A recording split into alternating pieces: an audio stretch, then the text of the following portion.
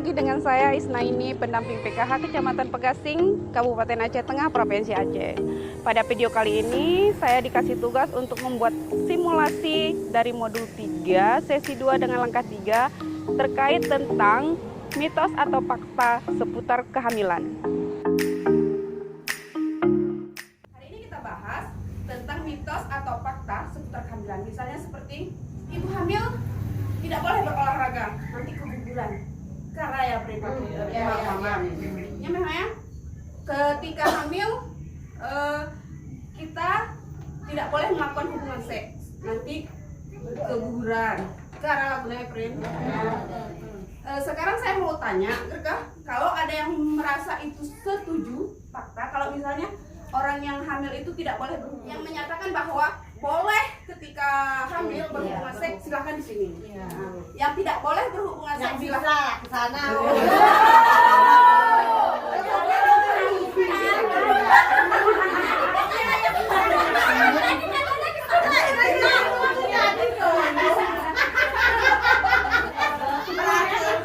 Yang tidak sepakat jangan ya. Semua sepakat bahwa ketika hamil boleh dia berhubungan. Kenapa boleh dan kenapa tidak boleh? Itu kayak karena sebagian katanya itu makanannya yang dari ayahnya makanan untuk janin, sebagian supaya janinnya lebih berkembang.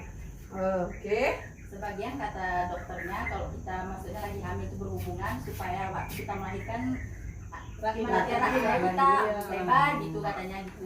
Aku juga cari tahu kira-kira informasinya sama nggak dengan yang ibu-ibu dapatkan atau dengan bapak-bapak dapatkan. Kebetulan saya juga tanya, tidak boleh ini orang laki ini gitu kan? Tidak boleh berhubungan karena nanti si membotek matai, nanti sumbing bibirnya. Faktanya itu mitos. Pada dasarnya boleh berhubungan ketika kita masih hamil. Hanya saja dokter mengatakan untuk frekuensinya dikurangi ketika berusia 1-3 bulan atau trimester pertama.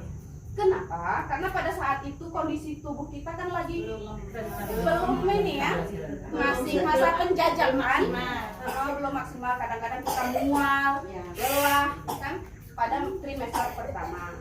Tapi pada trimester kedua biasanya kan aliran darahnya sudah bagus, nah di situ libido kita pasti naik. Biasanya di situ keinginan untuk berhubungan biasanya tinggi. Boleh, frekuensinya disarankan dokter itu 3 kali seminggu, itu masih dimungkinkan. Kemudian dokter tidak menyarankan sebulan sebelum hari H mau melahirkan itu tidak boleh berhubungan suami istri karena posisi kepala janin sudah dipanggul. Itu nanti takutnya terjadi pendarahan. Jadi sebenarnya boleh berhubungan ketika hamil kalau kondisi ibu sehat. Kalau misalnya ada indikasi prematur, kelahiran prematur, ada indikasi keguguran, aborsi sebelumnya, silahkan cerita dengan suami kondisi tubuh kita. Jangan kita diam-diam sendiri yang merasakan. Jepang, hajarnya setiap hari. Jangan, gitu kan? Cerita sama suami, boleh berhubungan ketika kita hamil, tapi frekuensinya dikurangi. Kemudian kata bapak-bapak nih, ketika bercocok tanam pada masa itu, takutnya matanya buta, bibirnya sempit. Itu pada dasarnya mitos. Yang benar itu adalah pemenuhan gizi. Kalau gizi kita kurang, itu kemungkinan ada hal-hal yang tidak kita inginkan pada bayi. Kemudian ada juga faktor keturunan, ya, itu bisa jadi. Jadi pada dasarnya boleh ketika kita hamil boleh berhubungan. Oke, yang kedua, kalau ibu hamil boleh tidak makan nanas? Boleh, jangan Boleh. Boleh makan nanas? Ada yang menyatakan boleh, ada yang menyatakan tidak. Yang menyatakan boleh silakan kemari. Yang tidak boleh kemari. boleh.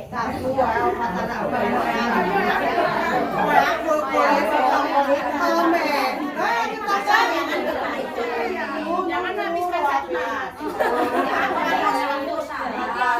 Bagus. Hanya memenuhi keinginan. Masing-masing boleh. Ngidam ya? Iya. Bahasa lain dari ngidam, enggak? Oke. Yang lain tidak boleh? Boleh. Boleh ini lonya. Boleh berarti Pak semua ya? Boleh. Mau tanya alasannya kenapa boleh? Aku karena waktu itu selera mungkin makan nanas kan gitu.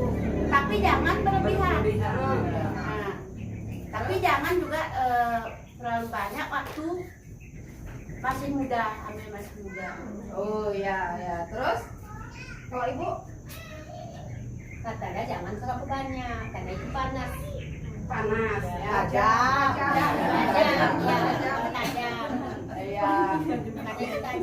Pada dasarnya makan buah-buahan itu untuk ibu hamil harus bagus untuk ibu hamil. Hanya saja kalau berlebihan itu tidak boleh.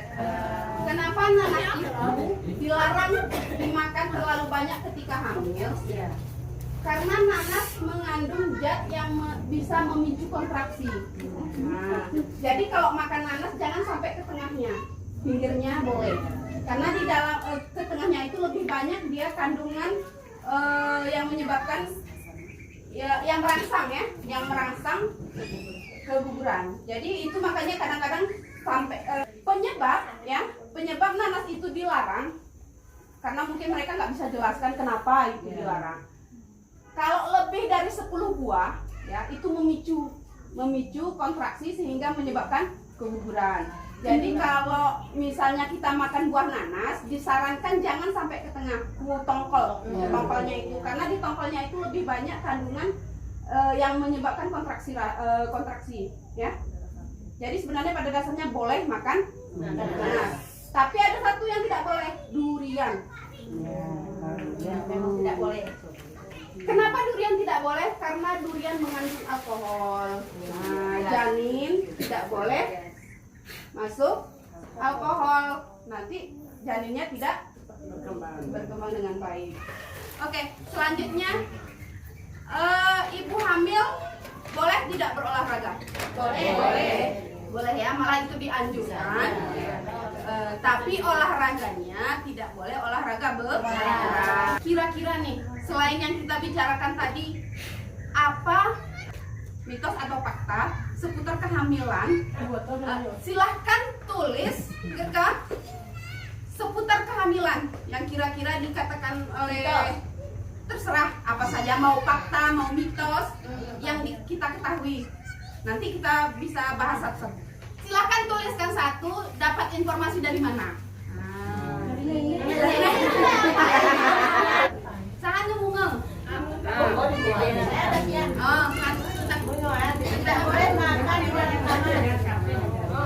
Tidak boleh makan di dalam kamar. Pantangannya? Dia akibatnya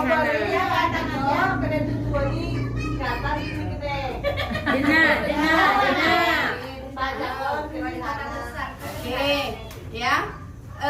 Itu pada dasarnya fakta, ya. Kenapa seperti itu? Makan di dalam kamar bisa membawa penyakit. Karena makanan tidak bersih, kasur tidak bersih, kita mau istirahat, kumannya kan. Nah, jadi kita diminta, jangan makan di kamar itu supaya tidak ada kuman-kuman atau bakteri dari remah-remah makanan kita yang nggak kita tengok jatuhnya. Itu makanya kita dilarang untuk makan di kamar. Oke, yang lain? Apa benar kalau minum air tebu bisa nanti saat melahirkan terjadi perdarahan? Itu mitos. Air tebu banyak mengandung vitamin. Vitamin C, vitamin A, B1, B2, B3, B5 dan B6. B6 untuk peningkatan anemia darah bisa. Hanya saja itu tidak disarankan bagi ibu-ibu yang penderita diabetes. Ya. Kemudian disarankan untuk tidak banyak minumnya. Tapi setiap hari 1 gelas boleh. Jadi pada dasarnya di dalam masa kehamilan banyak mitos dan banyak juga fakta yang diberikan kepada kita. Pada masa-masa orang tua dulu mereka nggak bisa menjelaskan kenapa itu tidak boleh. Misalnya seperti duduk di depan pintu. Kita kan posisi hamil, kalau orang lewat-lewat, kalau bahasa lainnya nggak kurang sopan lah. Nah, pamali langsung terus ya. Setiap informasi yang menyatakan itu tidak boleh, itu boleh, silahkan bertanya ke bidan ya, atau ketika waktu posyandu. Kalau misalnya kita ragu, kita kan kadang-kadang googling ya, lihat di internet, oh ini polano, ini poleno. Untuk memastikannya supaya kita tidak ragu, silahkan bertanya ke praktisi kesehatan, salah satunya bidan atau posyandu atau ke dokter. Ya, kalau mau menentukan jenis kelamin silahkan ke dokter. Perut bulat atau perut agak lonjong itu tidak menjadi penentu kalau jenis kelamin bayi itu laki-laki atau perempuan, enggak. Jadi kita diminta untuk melakukan pemeriksaan kesehatan USG itu 4 kali selama masa kehamilan supaya tidak ada hal-hal yang tidak diinginkan ketika kita hamil. Nanti ibu-ibu bisa menulis ya, apa kira-kira yang mau ditanyakan ketika waktu sudah hamil nanti itu ke bidan atau pada masa posyandu. Kita punya tabel janji diri, nanti itu bisa dikumpulkan. Di pertemuan selanjutnya tabel janji diri ini akan kita bahas satu persatu sudah dilakukan atau belum. Nah, kemudian kita akan cari solusinya. Oke, ibu-ibu, tepuk tangan untuk kita semua. Terima kasih sudah ikut dalam sesi modul 3, sesi 2 di langkah 3 terkait dengan mitos dan fakta pada saat kehamilan. Itulah tadi video simulasi modul 3, sesi 2, langkah 3 terkait tentang mitos dan fakta tentang kehamilan. PKH sehat dan cerdas, anak Indonesia bebas stunting.